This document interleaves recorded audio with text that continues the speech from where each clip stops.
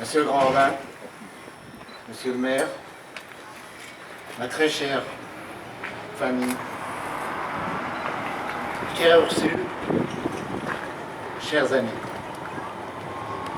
Faire l'hommage de son père est toujours un exercice difficile. Faire celui du grand rabbin Warshawski, quasiment impossible.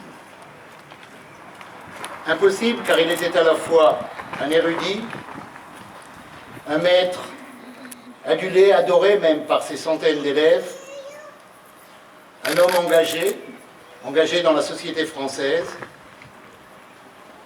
le chef de la tribu Warshawski, comme on l'appelle à Jérusalem, et plus que tout un rabbin. Pour lui, le rabbinat était un sacerdoce de 24 heures par jour et de 365 jours par an. Ni week-end, ni vacances. Le rabbin se doit à sa communauté du matin au soir et doit être disponible comme le soldat qui dort avec ses chaussures pour être prêt à se lever à la moindre alerte. Quoique né, comme son nom l'indique, dans une famille immigrée de Pologne, il était, on l'a dit, le plus alsacien des Alsaciens. Y est pour beaucoup sa jeune adolescence à Quatzenheim, après le décès de sa mère, mais aussi la proximité de ce pilier de l'alsacianité, si je peux dire, qu'était Armele Schwarz, Armele H de Bischheim. Rares sont ceux qui, comme lui, parlaient le patois local, le patois juif local, le Yiddish Deutsch. Rares ceux qui, comme lui, connaissaient si bien l'histoire des Juifs d'Alsace et qui défendaient avec obstination ces rites particuliers, des rites d'une communauté profondément enracinée dans son terroir et dans ses coutumes. Strasbourg était son grand amour. Et pour ne pas quitter sa communauté, il a refusé plusieurs postes prestigieux, que ce soit en Algérie ou en Israël.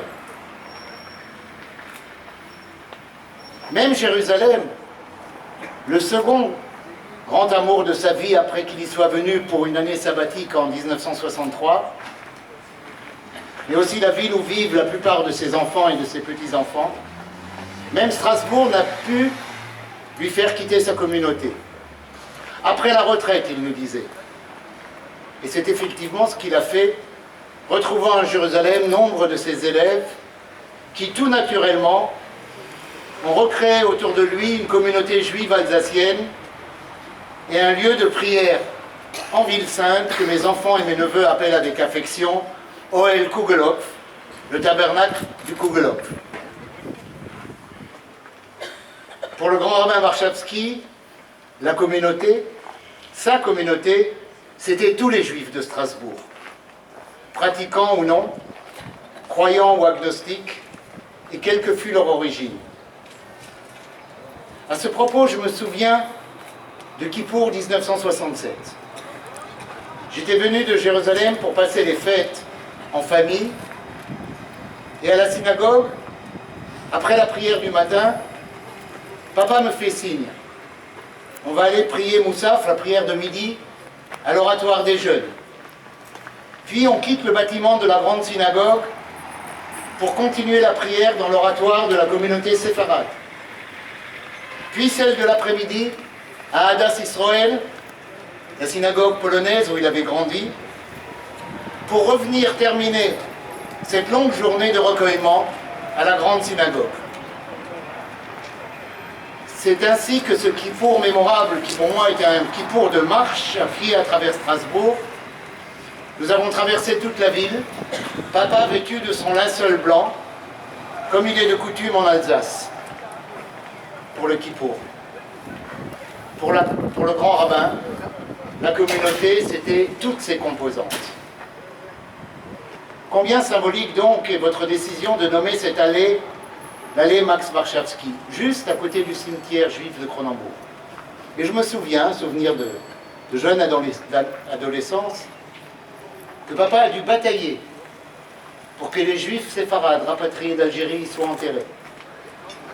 Pour lui, et il aimait nous le répéter, Dieu ne fait pas dans l'au-delà de distinction entre Ashkénazes et séfarades, ni entre riches et pauvres, ni même entre bons et mauvais juifs, car, nous disait-il avec cette humilité et cette croyance en l'homme qui le caractérisait, qui sommes-nous pour décider qui est un bon juif et qui est un mauvais juif? Intransigeant, pour lui et sa famille, pour tout ce qui a trait à la pratique des commandements, il ne jugeait pas ceux qui choisissaient une pratique moins stricte du judaïsme. Et contrairement à bien d'autres orthodoxes, jamais on n'a pu l'entendre user du concept péjoratif de juif de Kippour. Si le grand rabbin Warshawski était un homme de dialogue, le grand rabbin Gutman a dit, et d'harmonie dans la communauté juive, il était tout autant pour le dialogue interreligieux. Pionnier avec maman des amitiés judéo-chrétiennes ici à Strasbourg et en France. Il sera, des décennies plus tard, à Jérusalem, un des piliers de Clergy for Peace, qui était un groupe de réflexion, de dialogue interreligieux. Homme de dialogue, mais aussi homme d'engagement. Un engagement qui commence avec la décision, encouragée par son maître, le grand rabbin Deutsch, de rejoindre le maquis des éclaireurs israélites de France dans la montagne Noire, près de Castres, qu'il a libéré avec ses camarades en 1944. Engagement dans les combats antiracistes et profondément anticolonialistes, ce qui lui a valu d'ailleurs, c'est un souvenir d'enfance, quelques déboires avec l'administration pour n'avoir pas respecté le devoir de réserve. Engagement aussi pour la défense d'Israël, même s'il ne cachait pas ses critiques contre la politique de certains de ses dirigeants.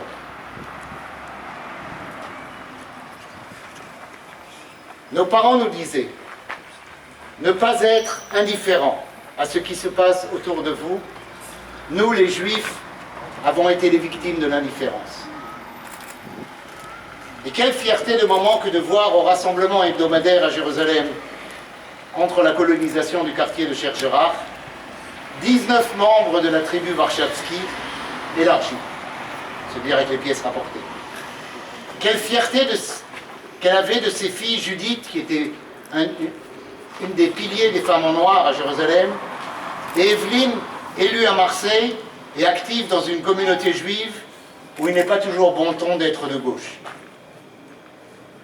Dans le bureau de papa,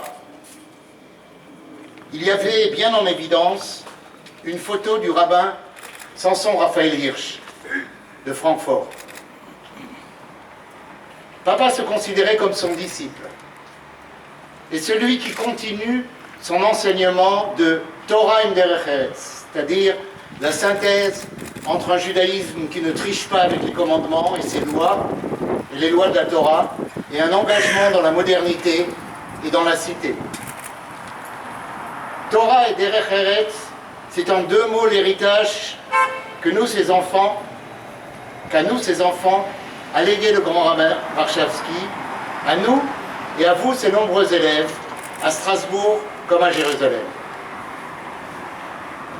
Papa avait l'habitude de dire, quand une communauté choisit un rabbin, elle doit avant tout s'interroger sur sa femme. Le rabbinat est une mission qui se réalise en couple. Et le rôle de la rabbine, comme on disait à Bischheim, est aussi important que celui du rabbin. Et peut-être aurait-il fallu dénommer cette rue allée Max et Mireille Warshawski. Quoi qu'il en soit, merci aux édiles de la ville de Strasbourg pour avoir ainsi honoré la mémoire de notre père. Et comme on le dit dans notre tradition, en l'honorant, c'est Strasbourg et ses élus qui se sont honorés.